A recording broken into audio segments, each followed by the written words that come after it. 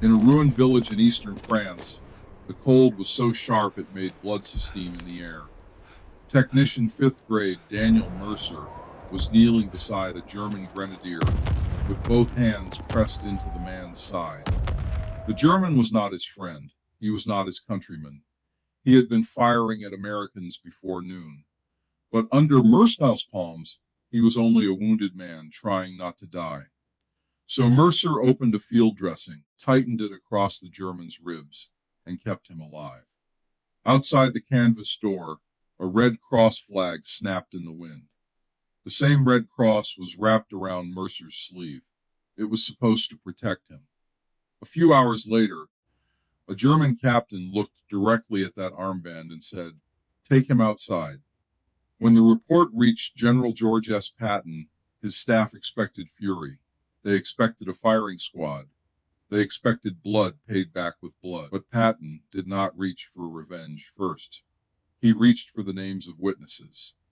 Because the one thing that German captain forgot was still breathing under Daniel Mercer's bandage. The aid station had been made out of anything the Americans could steal from ruin.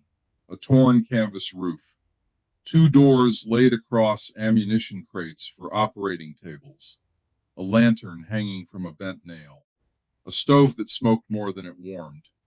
There was a red cross painted on a jeep outside, another on a sheet tied to the wall, another on Mercer's left arm. No soldier who entered that place could miss what it was. By December 1944, the fighting in that part of France had stopped looking like lines on a map. It had become stone walls, frozen ditches, cellar doors, orchards full of shell holes, and men too tired to know where the front really was. Mercer worked in the middle of it with the quiet speed of a man who had run out of panic. He cut sleeves away from shattered arms. He pressed gauze into torn shoulders. He tied tourniquets with fingers so numb he could barely feel the knots. An American lieutenant kept asking for water. A radio operator kept whispering his mother's name.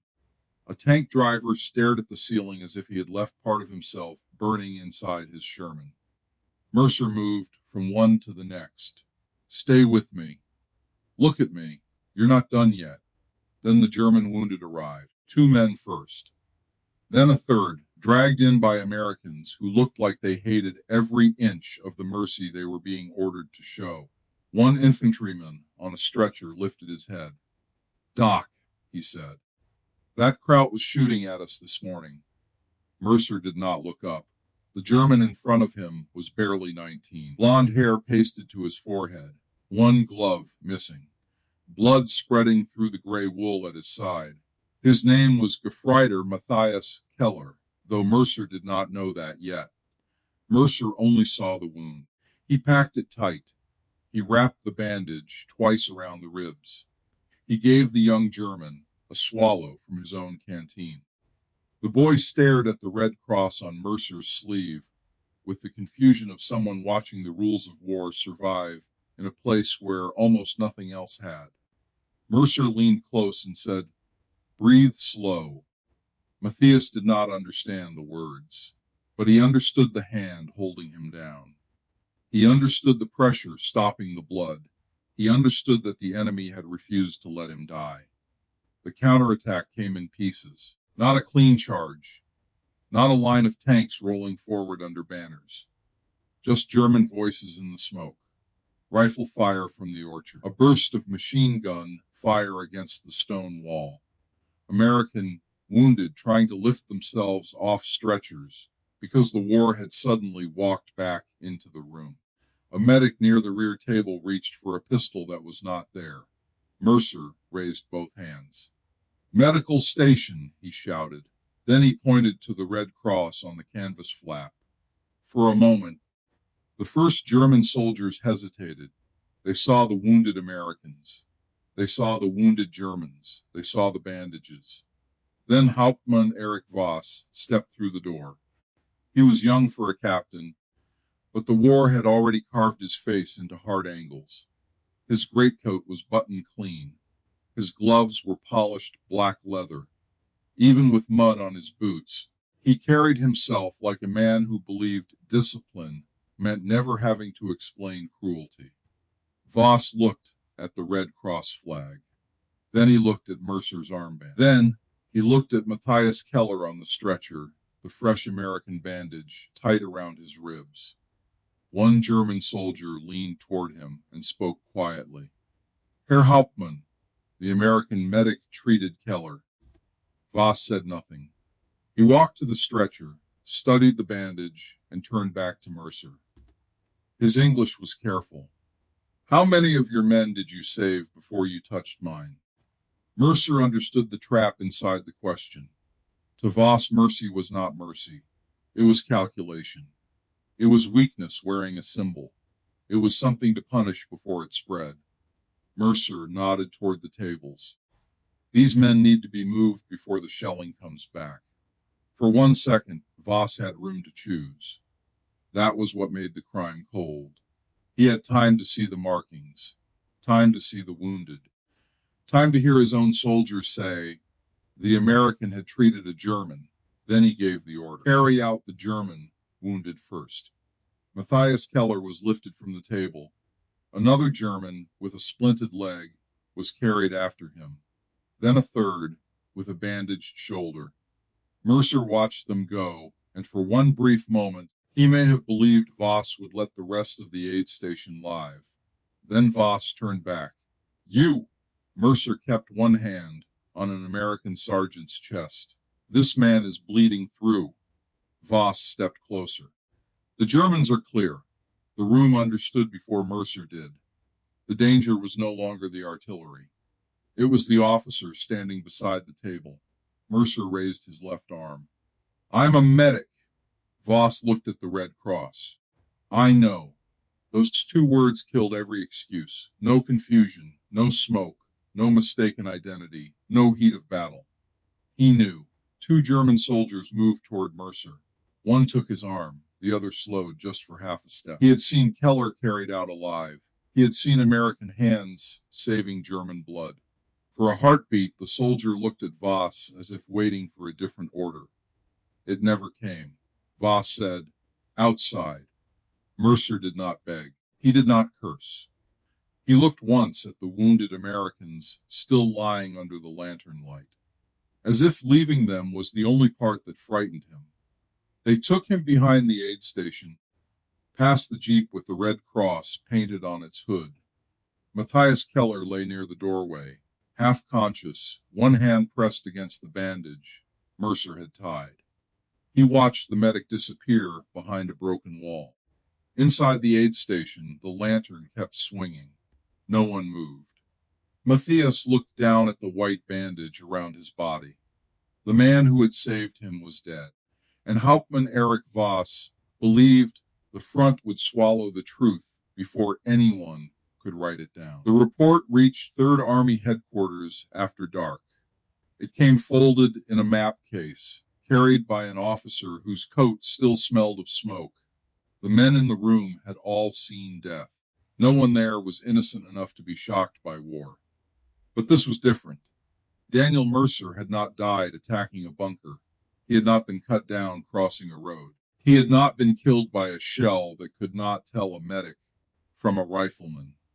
He had been taken from a marked aid station after treating enemy wounded. The report was read aloud. A staff major cursed under his breath. Another officer said if they found Voss, the nearest ditch would be good enough. A third man did not speak at all. His face simply went white. Then Patton entered. The room tightened. He took the paper. Read it once. Then read it again. Everyone waited for the explosion. The famous temper. The sharp voice. The kind of fury that turned into legend by morning. It did not come. Patton lowered the report. Was the Red Cross visible? Yes, sir. Was the medic armed? No, sir. Did the German officer know what he was? Yes, sir. Patton's jaw set. Who saw it? Several wounded Americans. The officer hesitated. And at least one German, sir. Patton looked up. German? The medic treated him before the execution. He's alive. For the first time, Patton stopped. Not because the cruelty surprised him, By then, cruelty had become part of the weather. He stopped because he had found the mistake Voss had made, a witness from his own side. Then Patton gave an order that angered half the room. If Voss is captured, no one touches him. The staff stared. Patton folded the report and placed it flat on the table. We are not giving him a revenge story. We are giving him a record. That was when his anger became more dangerous than rage. Hauptmann Erich Voss was captured 11 days later, not in a heroic last stand, not with a pistol in his hand, not at the head of an armored counterattack. He was found near a snow-choked road with 7 exhausted soldiers, 2 wounded men, and a map case he no longer had the strength to protect. His unit had broken apart in the retreat. His men were hungry, sleepless, and ready to surrender to anyone who would stop the shelling. Voss raised his hands calmly. He gave his name, his rank, his unit. Then he reminded the American lieutenant that he was an officer of the German army and expected treatment under the rules of war. The words came out polished, as if rules were something that only mattered once they protected him. The lieutenant wrote the name down. Hauptmann Erich Voss. For most prisoners, that would have become a number on a form, but that name had already moved through Third Army channels. By the time Voss reached the prisoner cage, an American captain was waiting with a folder under his arm. He opened it slowly, looked at the name, then looked back at Voss. The other German prisoners were moved away. Voss was not. 2 military policemen stepped closer. I am a prisoner of war, Voss said. The American captain closed the folder. That depends on what you did before you surrendered. For the first time, Voss's expression changed. Not fear, not yet, only irritation. The irritation of a man who believed the noise of war had erased the small things. A tent, an armband, a dead medic, a boy on a stretcher. But Patton had ordered the small things preserved. The Red Cross markings had been described. The aid station had been located. The wounded had been questioned. Names had been written before memory could freeze over. And somewhere behind American lines, Matthias Keller was still alive. Voss denied everything. He did it calmly. That was what made him dangerous. He said the station had been inside an active combat zone. He said smoke had covered the markings. He said the American may have been armed. He said the witnesses were frightened men looking for revenge. He said the whole matter was confusion. Every sentence was built like a plank in a bridge to doubt. Then he leaned back slightly, as if he could already feel the ground holding under him. Patton listened without interrupting. That silence did more damage than shouting would have. Finally, Patton looked toward the door. Bring him in. Matthias Keller stepped into the room with one hand pressed against his side. He was pale, unsteady, still young enough to look ashamed of being alive. Beneath his coat, the white bandage was visible. Voss recognized him immediately. For the first time, the German captain's face cracked. Only a little, but enough. Matthias did not look at Patton first. He looked at Voss, the officer he had been trained to obey. Then he looked down at the bandage around his ribs. The bandage Daniel Mercer had tied with bloody hands. An interpreter told him to speak clearly. Matthias swallowed. The American medic saved me, he said. He treated German wounded. I saw it. Voss snapped something in German. Traitor. Matthias flinched. Patton's voice cut through the room. Let him finish. The young German lifted his head. The Red Cross was on the tent, he said, and on his arm. He had no weapon. His voice shook, then hardened. Captain Voss knew he was a medic, and he ordered him taken outside anyway. No one spoke. The accusation had not come from an American. It had come from one of Voss's own men. That was the trap Voss never imagined. Daniel Mercer was dead, but the life he saved had become the evidence against his killer. Voss was not dragged into the snow and shot. He was not beaten behind a truck. He was not handed to men who already knew what they wanted to do to him. Some soldiers hated that. Maybe some officers did too. They knew what he had done. They knew what Mercer had been wearing. They knew he had looked at the Red Cross and ordered death anyway. To them, the answer felt simple. A bullet for a bullet. But Patton understood the colder punishment. If the army broke its own rules to punish a man who had broken them first, then Voss would steal one last victory. He would make his enemy prove his point. So Patton gave him something worse than revenge. He gave him witnesses, statements, dates, locations, a marked aid station, a visible armband, a German soldier alive because the dead man had refused to let him bleed out. That was justice Voss had not prepared for. Not a fist, not a ditch, not anger that could be dismissed as battlefield hatred, a record, a living wound, a truth spoken in the language of his own army. Daniel Mercer died because he believed the Red Cross had to mean something even when the enemy was on the table. Voss killed him because he believed power could decide when mercy stopped being protected. Patton's answer was colder. Power did not erase a crime. A uniform did not erase a witness. Surrender did not erase murder. And mercy, once written into the record, could become more dangerous than revenge. The bandage Mercer tied was not just a bandage. It was the line Voss crossed, and the life he saved became the voice that proved it.